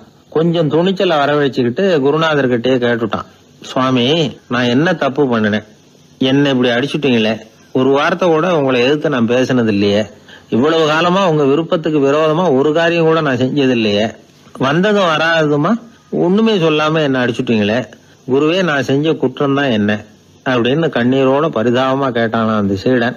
ஆனா அந்த குரு முகத்துல கொஞ்சம் கூட கோபம் இல்லை. அவர் சிரிச்சுக்கிட்டே நின்னுகிட்டு இருந்தாராம். அதுக்கப்புறம் சொன்னாராம், என்னுடைய அருமை சீடனே, நீ ஒரு தவறும் பண்ணல, நான் உன்னை அடிச்சது நீ ஏதோ தப்பு பண்ணிவிட்டேங்கிறதுக்காக இல்ல, நீண்ட பயணம் போக போற, ஞாபகமா ஏதாவது கொடுத்து அனுப்ப வேணாமா, நீ ஞானம் பெற்ற பிறகுதான் திரும்பி வரப்போறேங்கிறது எனக்கு தெரியும், அதுக்கு பிறகு உன்னை அடிக்க முடியுமா, அதனால இப்ப கிடைச்சிருக்கிற இந்த வாய்ப்பை பயன்படுத்திக்கிட்டேன், அப்போதைக்கு இப்பவே அடிச்சுட்டேன், அவ்வளவுதான், வேற ஒண்ணும் இல்லை அப்படின்னாராம். குரு சிரிச்சுக்கிட்டே இப்படி சொல்றார். இருந்தாலும் இதுவும் ஒரு உபதேசம் தான். அதிர்ச்சிகளால விழிப்படைய வைக்கிறதும் ஒரு வழிதான். இது ஜென் வழி. பெரும்பாலும் அதிர்ச்சியின் மூலமாகவே ஞான தரிசனத்தை அருள்கிறவர்கள் தான் ஜென் குருமார்கள். நம்ம தியானம் தான் ஜென். இந்தியாவில இருந்து சீனாவுக்கு போய் கொஞ்சம் பேர் மாறி வளம் பெற்று ஜப்பான்ல ஜென் ஆகி வளர்ந்துருக்குது, அவ்வளவுதான். ஜென்கிறது தியானம். எதை நினைச்சும் தியானிக்கிறது இல்ல, எல்லாத்திலையும் தியானம் இருக்கிறதா சொல்லுது ஜென். பேசுறது, இருக்கிறது, நடக்கிறது, சாப்பிடுறது, சிரிக்கிறது, தூங்குறது, தொழில் செய்யறது அல்லது சும்மா இருக்கிறது எல்லாமே தியானம் தான். சென்கிறது ஒரு சுய தரிசனம், தன்னைத்தானே அடையாளம் கண்டுகொள்கிறது தான். அது இல்லாத எதையும் தேடி கண்டுபிடிக்கிறது இல்ல. சென் மார்க்கத்தை பத்தி ஓஷோ என்ன சொல்றாரு தெரியுமா? காணாமல் போன தன்னுடைய மூக்கு கண்ணாடி தன்னுடைய மூக்கின் மேல் இருப்பதை கண்டுகொள்வது போன்றது சென் அப்படிங்கிறார். நம்மால் ஒருத்தர் இன்னொருத்தர் முகத்தை ரொம்ப நேரமா உத்து பார்த்துக்கிட்டு இருந்தார். என்ன பாக்குறீங்கன்னாரு அவரு. நீங்க போட்டிருக்கீங்களே மூக்கு கண்ணாடி, அதை தான் பாக்குறேன்னாரு இவரு. நீங்க அப்படி பாக்குறதுக்கு விசேஷ காரணம் ஏதாவது உண்டான்னு கேட்டார் இவர். உண்டுன்னார். என்னன்னு கேட்டார். நேத்திக்கு காணாம போன என்னோட மூக்கு கண்ணாடி அது அப்படின்னாராம் இவர். எதிர்காலத்தை நினைச்சா எனக்கு ரொம்ப பயமா இருக்கு சார் அப்படின்னு சொல்றவங்க நிறைய பேர் இருக்கிறாங்க. அதாவது பயப்படாத மனிதர்கள்னு யாருமே கிடையாது. ஒவ்வொருத்தருக்கும் ஒவ்வொரு விதமான பயம் இருந்தாலும் ஒட்டுமொத்தமா பாக்குறப்போ மனிதனுக்கு 6 விதமான பய உணர்வுகள் வரலாம் அப்படின்னு பெரியவங்க சொல்றாங்க. எல்லா விதமான பயமும் இந்த 6 வகைக்குள்ள அடக்கம். அந்த 6 வகை பயமும் 6 எதிரிகள் மாதிரியாம். 6 எதிரிகளையும் புரிஞ்சுக்கிட்டோம்னா போதும், வாழ்க்கையில சுலபமா வெற்றி அடைய முடியும். சரி, அந்த 6 வகை பயம் என்னென்ன அப்படின்னு பாப்போம். முதல்ல வறுமை பற்றிய பயம், 2வது பழிச்சொல் பற்றிய பயம், 3வது உடல் நலம் பாதிப்பு பற்றிய பயம், 4வது என்னன்னா காதல் தோல்வி, 5வது முதுமை, 6வது மரணம். அதாவது பயப்படுறதுங்கிறது ஒரு மனநிலை தான். இந்த மனநிலையை கட்டுப்படுத்த முடியும், திசை திருப்ப முடியும். சரி, இந்த பயங்களின் அறிகுறிகள் எப்படி இருக்கும்? வறுமை பற்றிய பயம் அப்படின்னு முதல்ல சொன்னோம் இல்லையா? அந்த பயத்தின் அறிகுறிகளை தெரிஞ்சுக்குவோம். எதுலேயும் அக்கறை இல்லாம இருக்கிறது, ஒரு குறிக்கோள் இல்லாம இருக்கிறது, வறுமையை சகிச்சுக்கிறது, வாழ்க்கையில கிடைக்கிறது எதுவா இருந்தாலும் ஆட்சேபனை இல்லாமல் ஏத்துக்கிறது, மனசாலும் உடம்பாலும் சோர்ந்து போயிருக்கிறது, ஆர்வம், முனைப்பு, கற்பனை திறன் எதுவுமே இல்லாம இருக்கிறது. இதெல்லாம் தான் அந்த வறுமை பற்றிய பயத்தின் அறிகுறிகள். அடுத்தது ஒண்ணு பார்த்தோமே, பழிச்சொல் பற்றிய பயம். அதாவது அடுத்தவங்க நம்மளை குறை சொல்லி விடுவாங்களோ அப்படிங்கிற பயம். இதுக்கு அறிகுறி என்ன தெரியுமா? புதியவர்களை சந்திக்கிறதுக்கு பயப்படுறது, முடிவு எடுக்க முடியாம குழம்புறது, பிரச்சனைகளை தவிர்க்க விரும்புறது, தாழ்வு மனப்பான்மை, வரவுக்கு மீறி செலவு செஞ்சு இமேஜ உயர்த்திக்கிறது, குறிக்கோள் இல்லாத வாழ்க்கை. இதெல்லாம் தான் அதுக்கு அறிகுறிகள். 3வது பயம் உடல் நலம் பாதிப்பு பற்றிய பயம், அதாவது நோய் பற்றிய பயம். ஒரு உண்மை என்ன தெரியுமா? டாக்டரை சந்திக்கிற மனிதர்கள்ல 75% பேர் தங்களுக்கு நோய் வந்துட்டுதுங்கிற கற்பனையில இருக்கிறவங்களாம். நிஜமாவே நோய் கிடையாது அவங்களுக்கு. இந்த பயத்தின் அறிகுறிகள் என்னன்னா, வியாதிக்கான அறிகுறிகள் தன்னிடம் இருக்கிறதாக நினைச்சுக்கிறது, எந்த நேரமும் வியாதியை பத்தியே பேசி பேசி மனசை அங்கேயே வச்சிருக்கிறது, நோய் சம்பந்தமான செய்திகளை படிச்சு நமக்கு இப்படி ஆயிடுமோ அப்படின்னு வேதனைப்படுறது. இதெல்லாம் தான் அதுக்கு அறிகுறிகள். 4வது பயம் காதல் தோல்வி. இது ரொம்ப வேதனை, உடம்பையும் மனசையும் சீரழிச்சு விடும். ஆண்களை விட பெண்கள் தான் இந்த பய உணர்வுல அதிகமா பாதிக்கப்படுறாங்க. 5வது முதுமை பற்றிய பயம். 6வது மரண பயம், வயசான காலத்துல எப்படி சமாளிக்கிறது அப்படிங்கிற பயம். ஆக இதையெல்லாம் நாம புரிஞ்சுக்க வேண்டியது ரொம்ப அவசியம். இந்த 6 வகை பயங்களை சரியா புரிஞ்சுக்கிட்டு நாம நடந்துக்கணும். வாழ்க்கையின் முன்னேற்றத்துக்கு இந்த பயங்கள் முட்டுக்கட்டே ஆயிடக்கூடாது. உழைச்சி பணம் சேர்க்கணும், உற்சாகமா மனசை வச்சுக்கணும். மனசை கட்டுப்படுத்துகிற மார்க்கம் தெரிஞ்சுக்கிட்டா போதும், எல்லாம் சரியா வந்துடும். நம்ம ஆள் ஒருத்தன் சொன்னான், சார் எனக்கு வறுமை பற்றிய பயம் தான் இருந்தது, ஒரே ராத்திரியில 30,000 ரூபாய் தயார் பண்ணிவிட்டேன், இப்ப எனக்கு இன்னொரு பயம் வந்துட்டுதுன்னா. என்ன பயம்னு கேட்டாங்க. போலீஸ் கண்டுபிடிச்சிருமோங்கிற பயம்னா. இது இந்த பயத்துல அடங்காது. அதனால அஞ்சி சாவார், அஞ்சாத பொருள் இல்லை அப்படின்னு பாரதி சொன்னார் இல்லையா? அது மாதிரி பயத்தை புரிந்து கொண்டு அதற்கு தகுந்த மாதிரி நம்முடைய வாழ்க்கையை அமைத்துக் கொள்ள வேண்டும். அப்படி அமைத்துக் கொள்ளுகிறவர்களுக்கு வெற்றி நிச்சயம். ஒரு ஊர்ல ஒரு குரு இருந்தார். ஒரு நாள் அவரை தேடிட்டு ஒருத்தன் வந்தான். உனக்கு என்ன வேணும்னு கேட்டார் குரு. எனக்கு ஞான தெளிவு வேணும், அதுக்கு உங்க உபதேசம் எனக்கு தேவைன்னா. உபதேசம் வேணும்னா அதை பெற்றுக்கொள்ளுகிற அளவுக்கு தகுதி உள்ளவனா உன்னை தயார்படுத்திக்கணுமேன்னார். அதுக்கு நான் என்ன செய்யணும் சொல்லுங்கன்னா, முதல்ல நீ செய்ய வேண்டியது என்னன்னா, உங்ககிட்ட இருக்கிற எல்லா கெட்ட குணங்களையும் விட்டுட்டு 1 வருஷம் கழிச்சு வா, அப்புறம் பாக்கலான்னாரு. அவ்வளவுதானே, சரின்னு சொல்லிவிட்டு அவன் போயிட்டான். 1 வருஷம் கழிச்சு வந்தான். அவன் அங்க வந்து சேர்ந்த சமயத்துல அந்த ஆசிரமத்தின் மண் தரைய ஒரு வேலைக்காரன் பெருக்கி சுத்தம் பண்ணிட்டு இருக்கிறான். அந்த மண் தரையிலிருந்து எழுந்த புழுதி அதிகமா இருந்தது.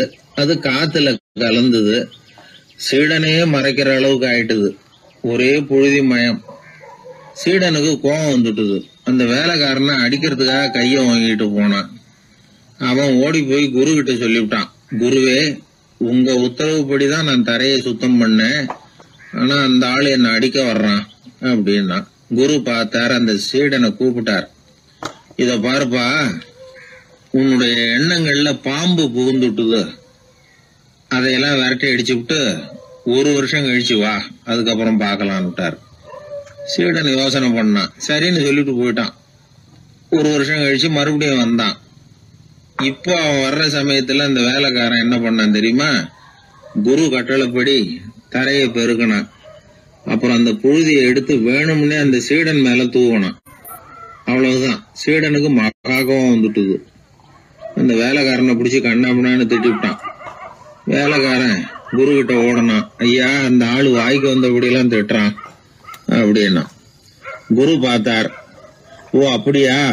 அப்படின்னா இந்த தடவை பாம்புகள் கிடையாது, இப்போ அவன் இதயத்துக்குள்ள நுழைஞ்சிருக்கிறது நாய். அதை விரட்டி அடிச்சு விட்டு இன்னும் ஒரு வருஷம் கழிச்சு அவனை வர சொல், அப்புறம் பார்க்கலாம் அப்படின்னு சொல்லி அனுப்பி வச்சுட்டார்.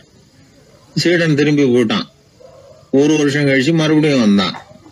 இப்ப அவன் வர்றப்போ என்ன செய்யணுங்கிறத அந்த வேலைக்காரங்கிட்ட குரு ஏற்கனவே சொல்லி வச்சிருக்கிறார். அது பிரகாரமே அவன் பண்ணனான். அவன் என்ன செஞ்சான் தெரியுமா? கூட்டி பெருக்கணும் புழுதியை எல்லாம் ஒரு வாளி தண்ணியில போட்டு நல்லா கலக்கி அந்த சீடன் தலையில ஊத்தினான். இவ்வளவு செஞ்சும் இந்த தடவை அவனுக்கு கோபமே வரல. அதுக்கு பதிலா அவனை பார்த்து நன்றின்னா. எதுக்கு நன்றி தெரியுமா?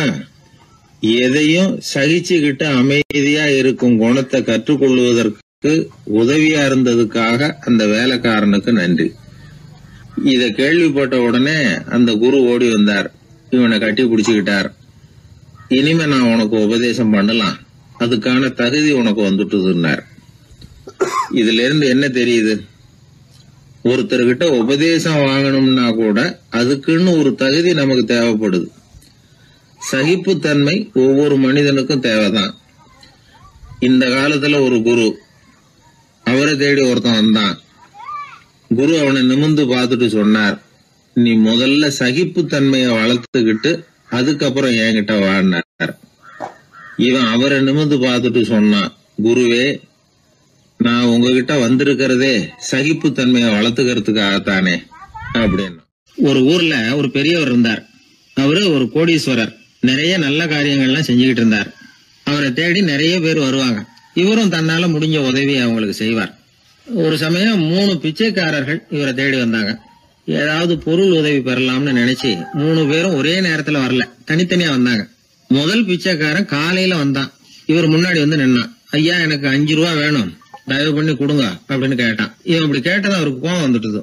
என்ன இது, நான் ஏதோ உங்ககிட்ட கடன் பட்டிருக்கிறது மாதிரியும் அதை திருப்பி கொடுன்னு கேக்குறது மாதிரியும் இருக்குது. இவ்வளவு அதிகாரத்தோட பிச்சை கேட்கிறேன், எவ்வளவு துணிச்சல் உனக்கு 5 ரூபாயெல்லாம் தர முடியாது, இந்த 2 ரூபா எடுத்துட்டு ஓடு அப்படின்னு சொல்லி ஒரு 2 ரூபாயை தூக்கி எறிஞ்சார். அவன் அதை எடுத்துக்கிட்டு அங்க இருந்து போயிட்டான். அடுத்தபடியா மத்தியானமே ஒரு பிச்சைக்காரன் வந்தான். இவன் எப்படி கேட்டான் தெரியுமா?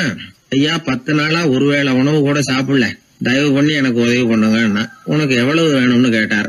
நீங்களா பார்த்து எவ்வளவு கொடுத்தாலும் அது எனக்கு போதும்னா. இந்தா 10 ரூபா, இதை வச்சுக்கோ, ஏதாவது வாங்கி சாப்பிடுனார். அவன் அந்த 10 ரூபாய வாங்கிட்டு போயிட்டான். அதுக்கப்புறமா சாயந்தரமா 3வது பிச்சைக்காரன் வந்தான். இவன் கேட்ட விதம் எப்படி தெரியுமா? மகாராஜா, உங்களுடைய உயர்ந்த குணத்தை பத்தி நான் நிறைய கேள்விப்பட்டிருக்கிறேன், அதனால உங்களை பார்த்து தரிசனம் பண்ணிவிட்டு போகலாம்னு வந்தேன். அற வழியில வாழ்ந்து கொண்டிருக்கிற நீங்கள் தான் கண்கண்ட தெய்வம் அப்படின்னா. உடனே அந்த பெரியவர் என்ன சொன்னார் தெரியுமா? ஐயா, தயவு பண்ணி உட்காருங்க, நீங்க ரொம்ப களைச்சு போய் வந்திருக்கிறீங்க, முதல்ல சாப்பிடுங்க, மத்ததெல்லாம் அப்புறம் பார்க்கலாம்னு சொல்லி அவனை உட்கார வச்சு சாப்பாடு போட்டார். அவன் சாப்பிட்டு முடிச்சான். அதுக்கப்புறம் இவர் கேட்டார், இப்ப சொல்லுங்க, நான் என்ன பண்ணணும் உங்களுக்குன்னார். அந்த பிச்சைக்காரன் இந்த அன்புக்கு நிகழ்ந்து, ஐயா, பசியோட வந்தேன், அறுசுவை விருந்தே படைச்சுட்டீங்க, அது போதும், எனக்கு வேற எதுவும் தேவையில்லை, நீங்க என் பேர்ல காட்டுற அன்பை நான் எப்பவும் மறக்க மாட்டேன், உங்களுக்கு எல்லாம் நல்லபடியா நடக்கும், உங்களுக்கு ஒரு குறையும் வராதுன்னா. இவனுடைய பரிவான இந்த வார்த்தைகள் அவர் மனசை தொட்டுது. அவன் பேர்ல இருந்த அன்பு பல மடங்கு அதிகமாச்சு. அதோட விளைவு என்ன தெரியுமா? இத பாருப்பா, இனிமே நீ வெளியில எங்கேயும் போக வேணாம், இங்கேயே இருந்துருன்னார். தன்னுடைய பங்களாவுக்கு பக்கத்திலேயே அந்த ஆளுக்கு ஒரு வீடும் கட்டி கொடுத்தார். கடைசி வரைக்கும் அந்த ஆளை தனக்கு பக்கத்திலேயே வச்சுக்கிட்டார். இந்த கதைய சுவாமி சிவானந்தர் சொல்லியிருக்கிறார். இறைவன் அந்த கோடீஸ்வரன் மாதிரியாம். அந்த 3 வகையான பிச்சைக்காரர்களும் 3 வகையான பக்தர்களாம். இன்றைக்கு உள்ள பக்தர்கள்லாம் இந்த 3 வகையில ஒரு வகையை சேர்ந்தவங்களா தான் இருப்பாங்க. முதல் வகை தான் அதிகமா இருக்கும், 3வது வகை ரொம்ப அபூர்வம். நம்ம ஊர் பக்கம் ஒரு பெரியவர் இருந்தார். அவர் செலவு பண்ண பயப்படுவார். 1 பைசா ஒருத்தருக்கு கொடுக்கறதுனால ரொம்ப யோசனை பண்ணுவார். இவரை தேடிட்டு ஒரு நாள் சில பிச்சைக்காரங்கள்லாம் வந்தாங்க. ஐயா, நாங்கெல்லாம் சேர்ந்து ஒரு பிச்சைக்காரர்கள் சங்கம்னு ஆரம்பிக்கிறோம். அதுக்கு நீங்க ஒரு 1000 ரூபாய் நிதி உதவி பண்ணுனா தேவையில்லைன்னாங்க. அதெல்லாம் ஒன்னும் கொடுக்க முடியாது, அவ்வளவு பணம்லாம் என்கிட்ட கிடையாதுன்னு விட்டார் அவர். சரி, ஒரு 100 ரூபாயாவது கொடுங்களேன் அப்படின்னு கேட்டிருக்கிறாங்க. அதுவும் முடியாதுன்னார். இவங்க இன்னமும் இறங்கி வந்தாங்க. சரி, ஒரு 10 ரூபாயாவது கொடுங்க அப்படின்னு கேட்டு பார்த்தாங்க. அதெல்லாம் கிடையாதுன்னு ஒரே முடிவா சொல்றாரு அவர். கடைசியா ஒரு 10 காசாவது கொடுங்க சார், வாங்கிட்டு போறோம் அப்படின்னு கேட்டார் ஒருத்தர் இந்த கும்பல்ல இருந்து. அது கூட என்கிட்ட கிடையாதுன்னு ரொம்ப துல்லியமா சொல்லிவிட்டார் அந்த பெரிய மனிதர். அதாவது எதுவுமே கொடுக்க முடியாது, நீங்க போயிட்டு வாங்கன்னு விட்டார். அப்ப இந்த கும்பல்ல இருந்து ஒருத்தர் சொன்னார், சரி நீங்க எதுவுமே தர முடியாதுங்கிறீங்க, அப்படின்னா ஒண்ணு செய்யுங்களேன்னாங்க. என்ன செய்யணும்னார். பேசாம நீங்களும் எங்க சங்கத்துல ஒரு மெம்பரா சேர்ந்துருங்க அப்படின்னாங்களாம்.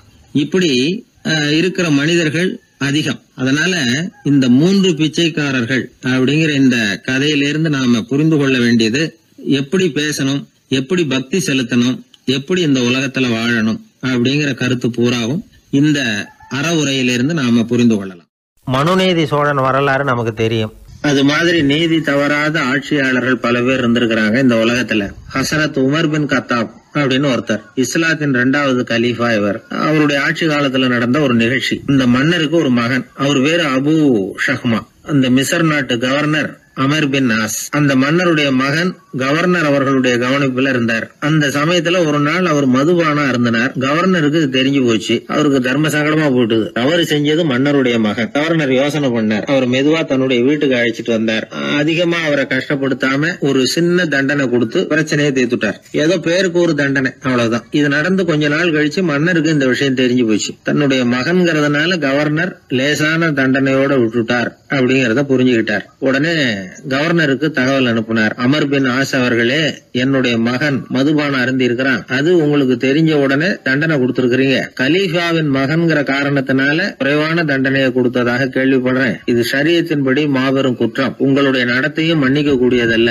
இந்த கடிதம் கண்ட உடனே மகன் அபு ஷஹ்மாவை மதீனாவுக்கு அனுப்பி வைக்க வேண்டியது அப்படின்னு கடிதம் எழுதினார். அதை பார்த்தார் கவர்னர். உடனே கலீஃபாவின் மகனை மதீனாவுக்கு அனுப்பி வச்சார். மன்னர் முன்னாடி நீதி விசாரணை நடக்குது. தன்னுடைய மகனுக்கு சவுக்கடி வழங்கும்படியா உத்தரவிடுறார் ஹசரத் உமர் பின் கத்தாப். தண்டனை நிறைவேற்றப்பட்டது. கூடியிருந்தவர்கள்லாம் ஐயா கொஞ்சம் கருணை காட்டுங்க அப்படின்னு சொல்லி மன்னர்கிட்ட வேண்டிக்கிட்டாங்களாம். இந்த வேண்டுகோளை மன்னர் ஏத்துக்கல. நீதியின் முன்னால் தந்தை மகன் அன்பு நேசம் உறவு இந்த முறைகளை எல்லாம் கவனிக்க முடியாது. குற்றம் செஞ்சவர் தண்டிக்கப்பட வேண்டியவர், அவர் யாரா இருந்தாலும் சரி அப்படின்னாராம். எல்லா ஆட்சியாளர்களுமே கவனிக்க வேண்டிய ஒரு செய்தி இது. அவர் ஒரு நாள் தன்னுடைய அரசாங்க கணக்கு வழக்குகளை பார்த்துட்டு இருக்கிறார். அந்த சமயத்துல அவரை பார்க்க ஒரு பெரிய மனிதர் வந்தார். இவர் தன்னுடைய சொந்த வேலை காரணமா வந்திருக்கிறார் அப்படிங்கறத அவர் புரிஞ்சுக்கிட்டார். உடனே அது வரைக்கும் எரிஞ்சுகிட்டு இருந்த விளக்க அணைச்சுட்டு இன்னொரு விளக்க ஏற்றி வச்சுக்கிட்டாராம். இந்த செயலுக்கு என்ன காரணம்னு கேட்டிருக்கிறார் வந்தவர். இதுக்கு அவரு சொன்னார், ஐயா நீங்க வந்த போது இங்க எரிஞ்சுகிட்டு இருந்தது அரசாங்க விளக்கு, இப்ப எரியறது சொந்த விளக்கு. சொந்த விஷயங்களை பேசுறப்போ அரசாங்க பணத்தை செலவு பண்ணக்கூடாது, அதனாலதான் விளக்க மாத்தினேன் அப்படின்னாராம். இப்படி எல்லாம் பல பேர் இந்த உலகத்துல இருந்திருக்கிறாங்க. ஆனா இப்ப எல்லாம் பல பேர் அப்படி இருக்கிறது இல்ல. ஒருத்தர் அப்படிதான் அரசாங்க விஷயங்களை பார்த்துக்கிட்டு உட்கார்ந்து இருக்கிறார். அந்த சமயத்துல ஒரு பெரிய தொழில் அதிபர் அவரை பார்க்க வந்திருக்கிறார். இவரு சடார்னு எழுந்திருச்சு எரிஞ்சுகிட்டு இருந்த விளக்க அணைச்சுட்டார். எங்கும் ஒரே இருட்டு. ஏன் விளக்க அணைச்சுட்டீங்கன்னு கேட்டிருக்கிறார் வந்தவர். இங்க நடக்கிறது மத்தவங்க கண்ணுல பற்றக்கூடாது அப்படிங்கறதுக்காக தான் விளக்க அணைச்சேன். நீங்க கொண்டு வந்திருக்கிறத அப்படி ஒரு ஓரமா வச்சுட்டு போடுங்க, அதுக்கப்புறமா விளக்க போட்டு நான் எடுத்துக்கிறேன் அப்படின்னாராம் இவர். ஒரு சாலையில போக்குவரத்து நெரிசல். ஒருத்தர் அடிபட்டு கிடக்கிறார். கூட்டத்துல ஒருத்தர் கத்துறார். உடனே ஆம்புலன்ஸுக்கு போன் பண்ணுங்க அப்படின்னு ஒருத்தர் ஓடி போய் தகவல் கொடுக்கிறார். கொஞ்ச நேரத்துல ஆம்புலன்ஸ் வருது. அடிபட்டவரை கொண்டுட்டு போய் ஆஸ்பத்திரியில சேர்க்குது. அங்க அவசர வைத்தியம். அவர் பொழைச்சுக்கிறார். ஆம்புலன்ஸுங்கிற ஒரு வசதி இல்லைன்னா அவரை அவ்வளவு சீக்கிரத்துல ஆஸ்பத்திரிக்கு கொண்டுட்டு போக முடியுமா? ஆபத்துக்கு உதவுகிற நண்பர் மாதிரி இந்த ஆம்புலன்ஸ். அந்த காலத்துல போர்கள் அதிகம், அதுல அடிபடுறவங்களும் அதிகம். அடிபட்டு கிடக்கிற போர் வீரர்களை அவசரமா மருத்துவர்கிட்ட கொண்டுட்டு போகணும். எப்படி கொண்டுட்டு போறது? ஒரு கனமான துணியை தூளி மாதிரி கட்டுவாங்க. குழந்தைகளை தூங்க வைக்கிறதுக்காக துணியில தொட்டில் கட்டுறோம்ல, அது மாதிரி அந்த தூளியில அடிபட்டவங்களை படுக்க வைப்பாங்க. அப்படியே தூக்கிட்டு போவாங்க. அதுக்கப்புறம் தான் மருத்துவ சிகிச்சை. இதுதான் ஆரம்ப காலத்துல நடந்துகிட்டு இருந்தது. இதுல என்ன ஒரு சிரமம்னா அவசரமா கொண்டுட்டு போய் சேர்க்க முடியாது. அதனால பாதி வழியிலேயே அவங்க போய் சேர்ந்துருவாங்க பல பேர். சரி, கொஞ்சம் சீக்கிரமா அவங்கள கொண்டுட்டு போறதுக்கு என்ன வழி அப்படின்னு யோசனை பண்ணாங்க. குதிரை மேல ஏத்தி கொண்டுட்டு போனா என்ன அப்படின்னு ஒரு யோசனை. அது மாதிரியே செஞ்சு பார்த்தாங்க. அது இன்னமும் ஆபத்தா போட்டுது. குதிரை ஓடுற வேகத்துக்கும் அது போடுற குலுக்கலுக்கும் அடிபட்டு கிடக்கிறவனால ஈடு கொடுக்க முடியுமா? அலுங்காம குலுங்காம கொண்டுட்டு போக வேண்டிய விஷயம் இல்லை இது. சரி, குதிரை முதுகுல அவனை கொண்டுட்டு போக வேணாம், குதிரை வண்டியில கொண்டுட்டு போனா என்ன? 4 சக்கரம் உள்ள ஒரு குதிரை வண்டியை தயார் பண்ண வேண்டியது. அதை ஆம்புலன்ஸா உபயோகப்படுத்த ஆரம்பிச்சாங்க. 1487 இது பழக்கத்துக்கு வந்துதான். இது கொஞ்சம் சௌரியமா தெரிஞ்சுது. அதனால 1792 வரைக்கும் இந்த முறைதான் நீடிச்சுதான். ஒரு பிரெஞ்சு மருத்துவர், அவரு பேர் பேரன் டொமினிக். அவர் என்ன பண்ணாருன்னா, குதிரை வண்டியில படுக்கை வசதியை ஏற்படுத்தினார். முதல் உதவி செய்யறதுக்கு தேவையானதையெல்லாம் அதுல வச்சார். எங்கேயாவது ஒருத்தர் காயம் போட்டிருக்காருன்னு தெரிஞ்சதுன்னா அங்கேயே போய் வேண்டிய உதவிகளை பண்ணார்.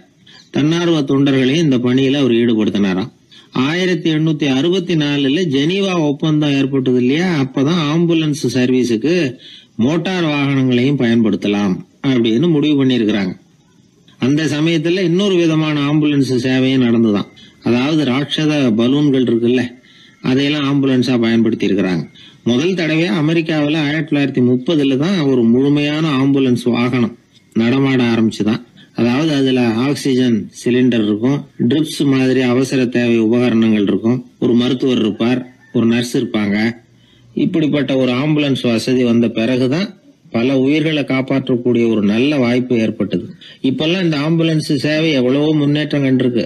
மோட்டார் வாகனம் மட்டும் இல்ல, படகு, ஹெலிகாப்டர், விமானங்கள் இதெல்லாம் கூட இப்ப இந்த பணிக்கு ரொம்ப உபயோகமா இருக்கு. ஆபத்துல இருக்கிற ஒரு மனுஷனை பார்த்துட்டா உடனே அவனை காப்பாத்தணுங்கிற எண்ணம் இன்னொரு மனுஷனுக்கு ஏற்படத்தான் செய்யுது. அதனாலதான் காலம் ஏதோ கொஞ்சம் ஒழுங்கா ஓடிக்கிட்டு இருக்குது. அடிபட்டு கிடக்கிற ஒருத்தனை பார்த்த உடனே ஆம்புலன்ஸுக்கு போன் பண்ணத்தான் ஓடுவோம் யாரா இருந்தாலும். ஒரு ஆள் அடிபட்டு விழுந்தான், அதை பார்த்த உடனே ஒருத்தன் அவசரமா ஓடினான். கொஞ்ச நேரத்துல இன்னொருத்தரை கூட்டிட்டு அங்க நிக்கிறான்.